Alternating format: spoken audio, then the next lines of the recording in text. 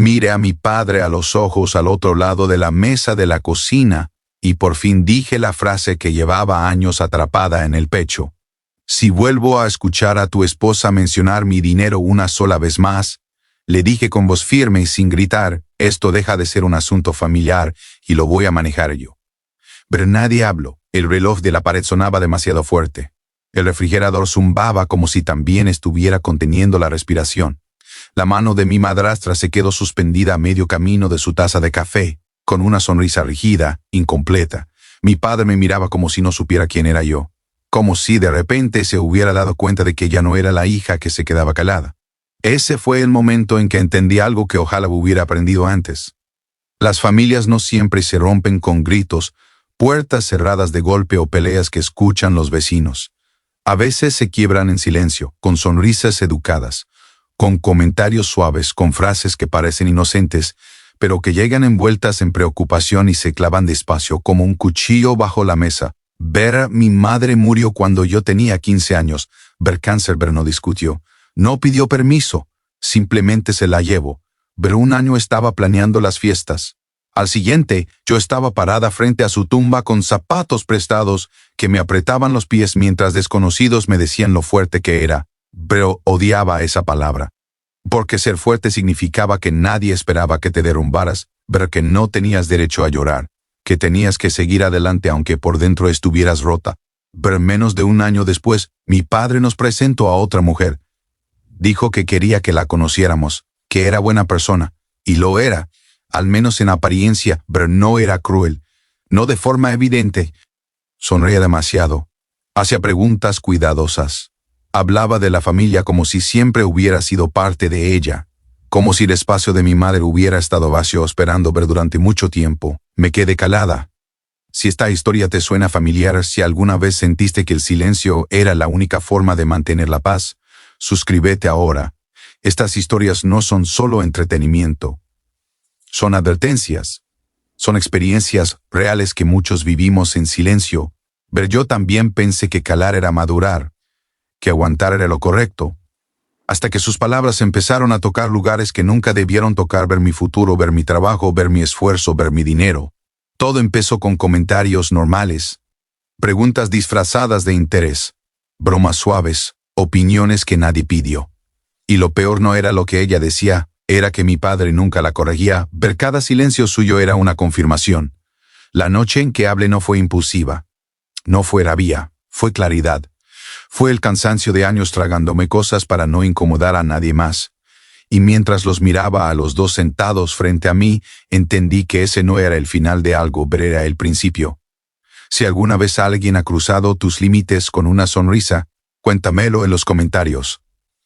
Tu historia puede ayudar a alguien más, pero comparte este video con quien necesite escucharlo. Porque a veces el verdadero problema no es quien cruza la línea, sino quien permite que lo haga. Después de que mi madre murió, la casa nunca volvió a sentirse igual. No pasó de golpe. Fue lento, como si el silencio se hubiera instalado primero en las paredes y luego dentro de nosotros. Mi padre intentaba seguir con la rutina. Se levantaba temprano, preparaba café, salía a trabajar. Yo hacía lo mismo. Hablábamos de cosas pequeñas, de la escuela, del clima, de nada importante. Como si nombrar el dolor pudiera ser lo más real. Yo todavía esperaba escuchar la voz de mi madre algunas mañanas. Ese hábito no se va rápido. Sabía que no iba a pasar, pero el cuerpo tarda en entender lo que la cabeza ya aceptó. A veces me sorprendía pensando en algo simple, algo que quería contarle y en ese segundo me golpeaba la realidad. Ya no estaba. Y no iba a volver. Mi padre también estaba roto, pero lo manejaba de otra manera. Se volvió más callado, más distante, como si tuviera miedo de quedarse solo con sus pensamientos. Por eso, cuando me dijo que había conocido a alguien, no me sorprendió. Me sorprendió lo rápido que quiso que ella entrara en nuestras vidas.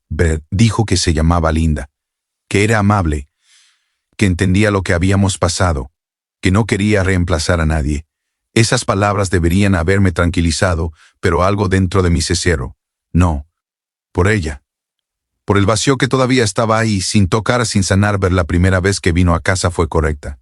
Demasiado correcta. Trajo algo para comer. Sonrió mucho. Me hizo preguntas sobre mis planes, sobre lo que quería hacer con mi vida. Me escuchaba con atención, asentía. tocaba mi brazo al hablar. Un gesto pequeño, pero constante.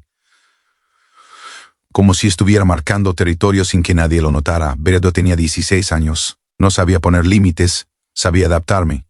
Y eso hice. Ver con el tiempo, empezó a quedarse más. Luego, a vivir con nosotros. Nadie lo dijo en voz alta. Simplemente pasó. Las cosas de mi madre fueron desapareciendo poco a poco.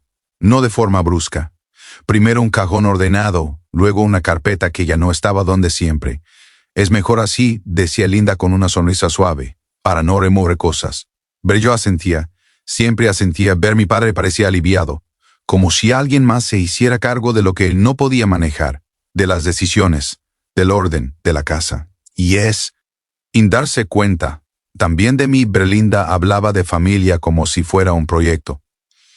Algo que se organiza, se administra, se optimiza. Yo escuchaba desde la mesa, desde la escalera, desde mi habitación. Nunca me preguntó directamente qué sentía. No hacía falta. Ella ya había decidido su lugar. Y yo me fui acostumbrando a no incomodar, a no preguntar, a no reclamar espacio. Pensé que eso era crecer. Pensé que eso era madurar. Pero algo empezó a incomodarme. No era una discusión, no era una pelea, era una sensación. Como cuando sabes que algo no está bien, pero no sabes explicar por qué. Una frase aquí, un comentario ala, siempre suaves, siempre bien intencionados, siempre con una sonrisa. Ver todavía no hablaban de dinero, todavía no cruzaban esa línea, pero ya estaban probando hasta dónde podían llegar. Y yo, sin saberlo, estaba a punto de aprender que el silencio también enseña a otros cómo tratarte. Al principio las palabras no parecían peligrosas. De hecho, si alguien me las hubiera repetido fuera de contexto, quizá hasta habría pensado que eran normales. Comentarios que suenan a interés, a preocupación, a cuidado. Ese es el truco. Nunca llegan como una amenaza, llegan como si alguien estuviera haciendo un favor. La primera vez fue durante una llamada corta. Yo hablaba con mi padre contándole cosas simples de mi vida, cuando ella se acercó lo suficiente como para que supiera que estaba escuchando. Sonrió y dijo casi al pasar que debía estar yéndome bien, que con todo lo que trabajaba, con el esfuerzo que hacía, seguro estaba ganando buen dinero. No respondí mucho.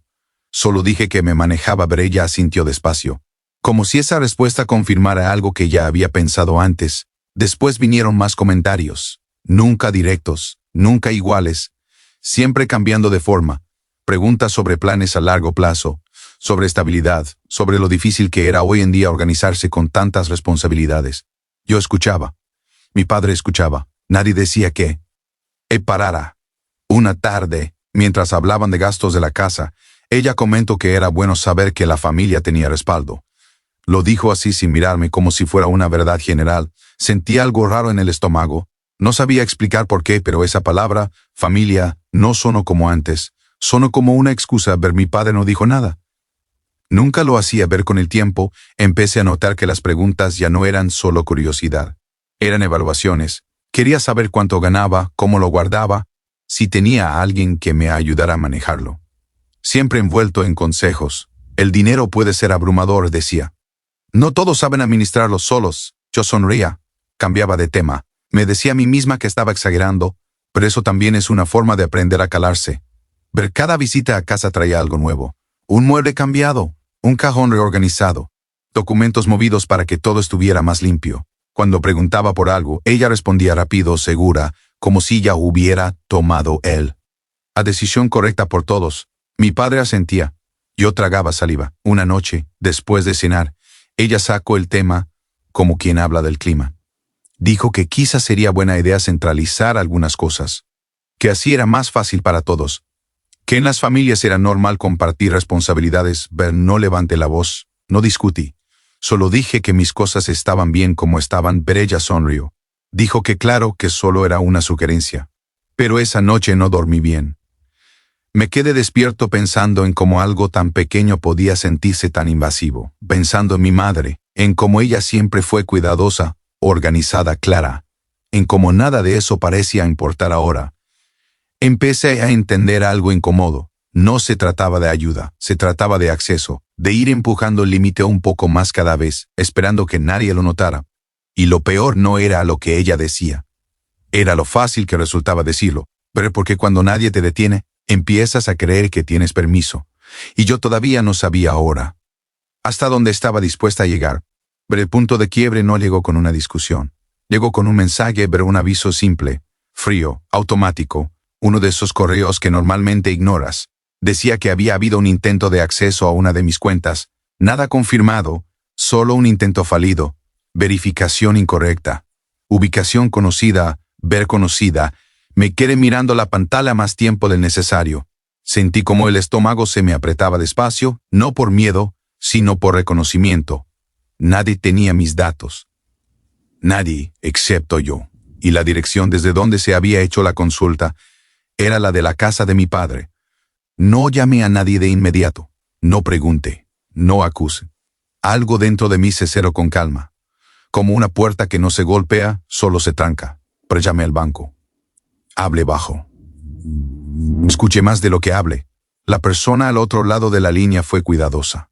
Profesional. Me preguntó si había autorizado a alguien para ayudarme con mis finanzas. Dije que no. Me preguntó si alguien podía pensar que tenía permiso. Me quedé en silencio unos segundos antes de responder. Pero no dije.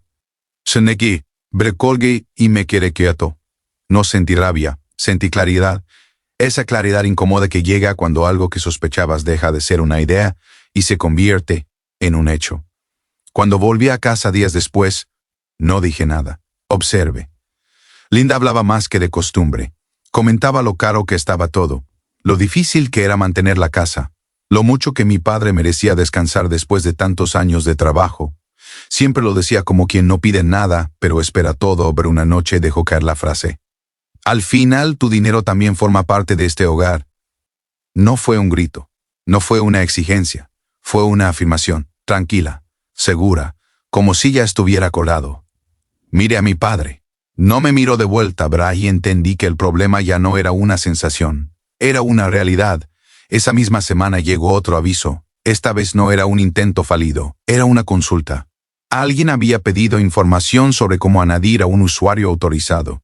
No se había hecho nada todavía, pero alguien estaba preguntando cómo hacerlo. No confronté a nadie, pero empecé a documentar fechas, horas, palabras exactas, correos, avisos, comentarios que antes había dejado pasar, frases que sonaban inocentes hasta que las leías juntas.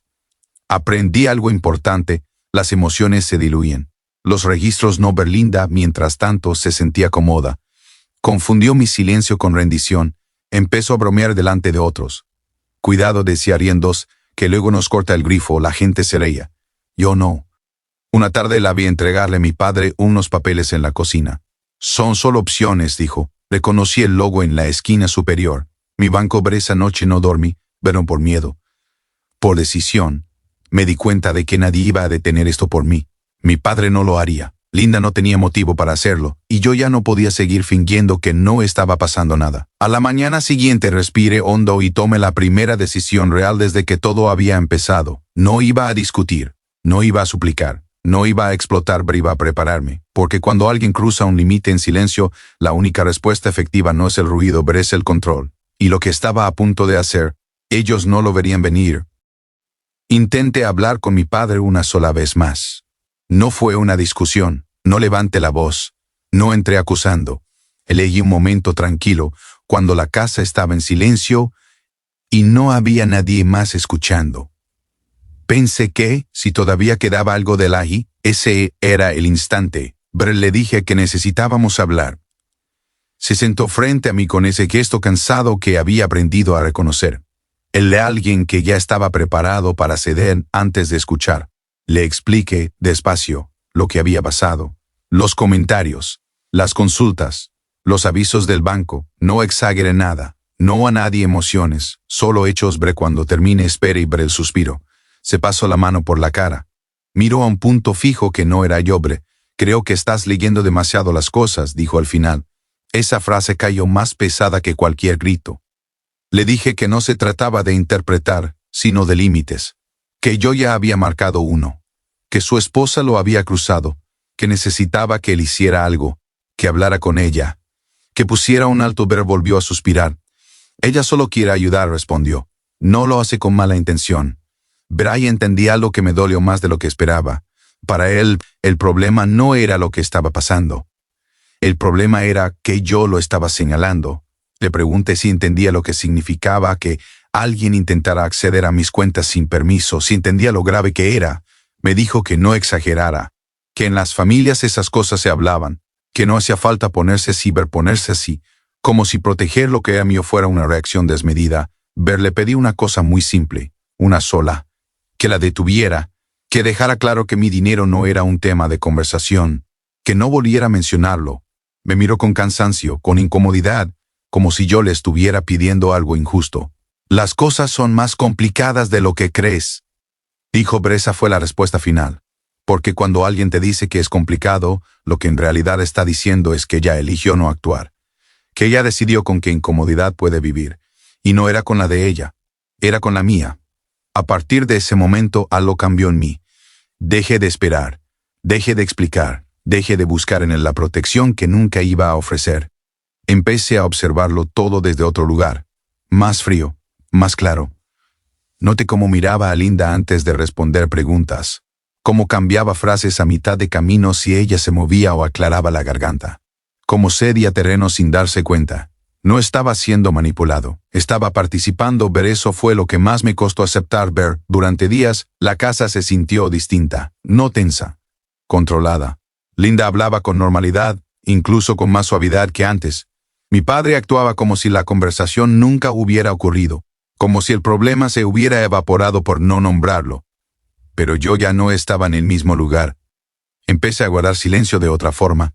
No el silencio del miedo, el silencio de quien está tomando nota, de quien ya entendió que no va a ganar discutiendo sino preparándose. No estaba planeando un enfrentamiento, estaba construyendo una salida. Y mientras ellos creían que todo volvía a la normalidad, yo sabía algo que ellos no. El silencio de un hijo no siempre es obediencia, pero a veces es el sonido de alguien que ya decidió dejar de perder. El día de la madre llegó sin avisar, como llegan siempre las fechas que cargan más peso del que parecen. No lo planeé como una venganza, tampoco como una escena. Fue más bien una decisión tomada con la calma de quien ya no duda.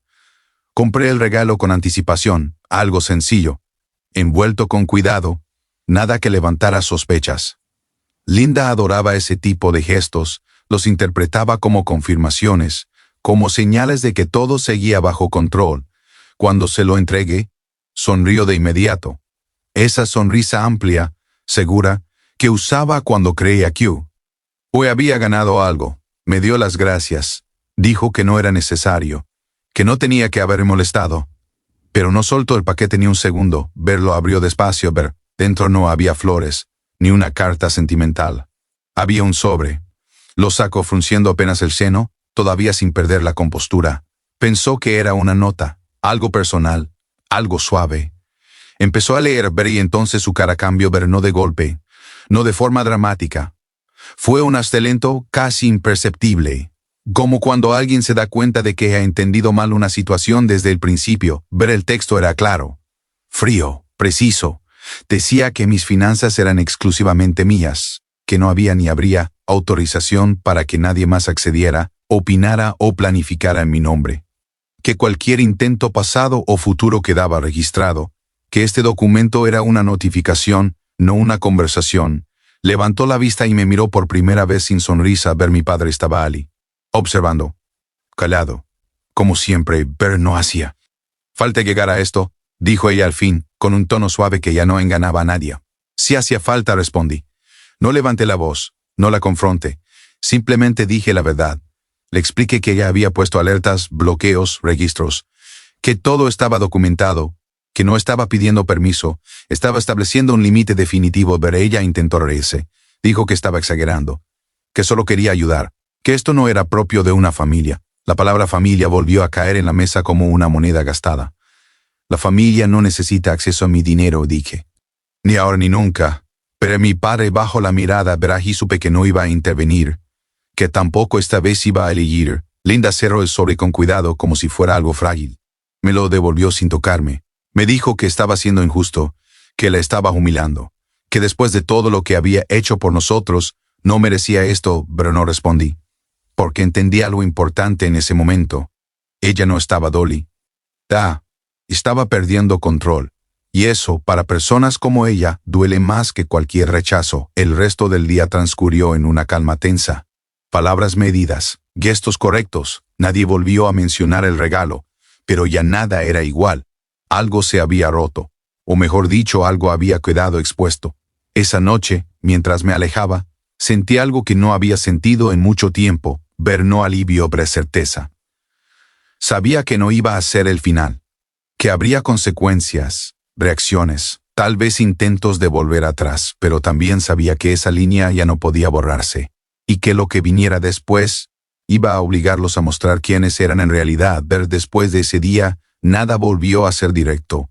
No hubo gritos, no hubo una pelea final que cerrara todo con un portazo. Lo que hubo fue algo más incómodo: distancia, silencio selectivo, frases medidas como si cada palabra pudiera activar otra consecuencia. Berlinda empezó a cambiar. No conmigo directamente, sino con el mundo. Su versión de la historia comenzó a circular antes de que yo dijera una sola cosa. Comentarios sueltos, mensajes inocentes. Personas que no veía desde hace años empezaron a preguntarme si estaba bien, si el trabajo me había vuelto frío, si el dinero me había cambiado, pero no me defendí. Aprendí que quien necesita justificar su comportamiento suele hablar más de la cuenta. Yo no tenía nada que explicar, los hechos estaban donde debían estar. Documentados, cerrados. Fuera de su alcance ver mi padre fue otro asunto. Durante semanas no dijo nada, ni una pregunta, ni una disculpa. Actuaba como si todo pudiera volver a la normalidad si nadie lo nombraba. Como si el tiempo por sí solo tuviera la costumbre de arreglar lo que él no quiso enfrentar. Pero una noche dejó un mensaje corto, solo eso. Dijo que esperaba que yo estuviera bien, que todo había sido demasiado. No mencionó límites, no mencionó a su esposa, no mencionó lo que había permitido. Pero escuché el mensaje 2 veces. Ver y no respondí. Pero ¿por qué no dolier? Ay, dolía. Pero responder habría significado volver a ocupar el lugar de siempre. El de quien calma, el de quien explica, el de quien hace más liviano lo que otros hicieron pesado. Berlinda, en cambio, no volvió a escribirme. Y eso fue lo más honesto que hizo en todo el proceso. Su silencio no era respeto, era cálculo. Sabía que ya no tenía espacio para moverse sin consecuencias. Ver con el tiempo, empecé a notar algo curioso. La culpa que yo había cargado durante años empezó a desaparecer. Esa sensación constante de estar exagerando, de ser demasiado duro, de romper la armonía, se fue diluyendo cuando entendí una verdad simple: poner límites no destruye familias, revela cuáles ya estaban rotas. Hubo días en los que me pregunté si había ido demasiado lejos, si el costo había sido alto, si valía la pena perder lo poco que quedaba de relación por proteger algo material. Pero entonces recordaba los correos, las consultas, las frases, las miradas evitadas, y entendía que no se trataba de dinero. Se trataba de control. Ver y de algo aún más grave, consentimiento asumido. Ver las semanas pasaron. Las alertas no volvieron a sonar. Nadie volvió a mencionar mis cuentas. Mi nombre dejó de aparecer en conversaciones ajenas. El sistema que había armado funcionaba, no porque asustara, sino porque era sólido. Eso también fue una lección. La gente que cruza límites suele hacerlo hasta que se encuentra con estructura. No con emociones, no con súplicas. Con consecuencias claras. Ver un día, sin previo aviso, entendí que ya no esperaba nada de ellos. Ni una disculpa perfecta, ni un reconocimiento tario, ni un cambio profundo. Y esa comprensión, aunque amarga, fue liberadora. Porque cuando dejas de esperar, recuperas algo que no sabías que habías entregado. Ver paz. Si has llegado hasta aquí, probablemente esta historia tocó algo personal. Tal vez no con dinero, tal vez con respeto, con silencios. Con alguien que cruzó una línea esperando que no dijeras nada. Ver si te ha pasado, cuéntamelo en los comentarios. Leer otras historias cambia más de lo que creemos. Y quédate, porque lo que aprendí después fue lo que realmente terminó de cambiar mi forma de ver a la familia. Con el paso de los meses, el ruido se fue apagando. No porque todo se hubiera arreglado, sino porque ya no tenía acceso a mí. Mi dinero estaba exactamente donde debía estar. Mi nombre dejó de circular en conversaciones que no me incluían. Las alertas se mantuvieron en silencio, y esa quietud por primera vez no me dio miedo. Pero mi padre llamó una vez más. No fue una conversación larga, Su voz sonaba cansada, más vieja de lo que recordaba. Dijo que lo sentía.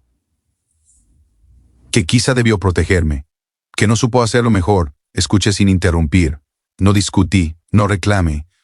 Cuando colgamos, entendí algo duro pero necesario. Una disculpa no siempre repara.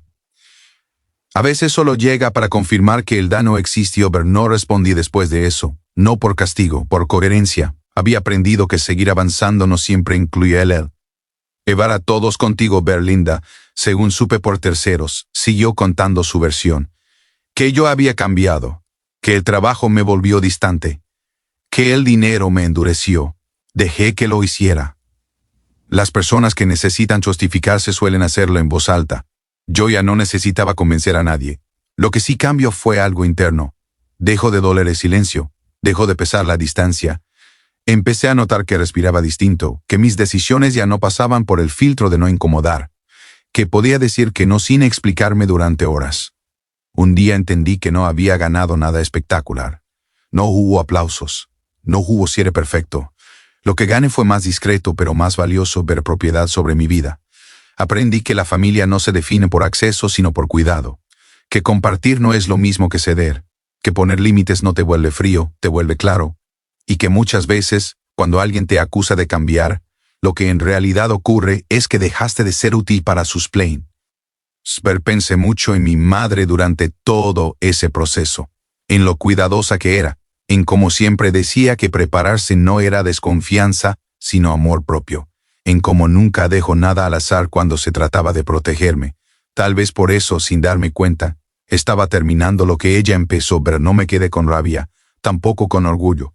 Me quedé con algo más estable, una certeza tranquila, la de saber que nadie vuelve a cruzar una línea que ha sido dibujada con firmeza.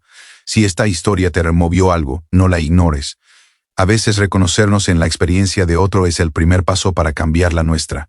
Cuéntame en los comentarios qué parte se te quedó clavada. Leerlos importa más de lo que imaginas. Comparte este video con alguien que esté luchando por poner un límite difícil. A veces, escuchar que no estás solo cambia el rumbo completo de una decisión. Y si quieres seguir escuchando historias reales sobre límites, silencios y momentos que lo cambian todo, suscríbete y quédate. Que hablamos de lo que muchos viven, pero pocos se atreven a contar. Porque aprender a decir hasta aquí no te aleja de los demás, te devuelve a ti mismo. Si llegaste hasta aquí no fue por curiosidad. Fue porque en algún punto de esta historia reconociste algo tuyo. Tal vez no fue dinero, tal vez fue respeto. Tal vez fue ese límite que nadie debía cruzar, y cruzaron igual. Recuerda esto, poner un límite no te hace egoísta. Te hace responsable de tu propia vida. El silencio puede parecer paz, pero muchas veces solo es permiso. Si esta historia te habló directamente, escríbelo en los comentarios. Tu experiencia puede ser justo lo que otra persona necesita leer hoy. Compártelo con alguien que esté aprendiendo a decir basta. Y si quieres más historias reales, crudas y humanas, historias que no gritan pero golpean fuerte, suscríbete y cuídate. Porque a veces, el acto más valiente no es confrontar a otros, es dejar de abandonarte a ti mismo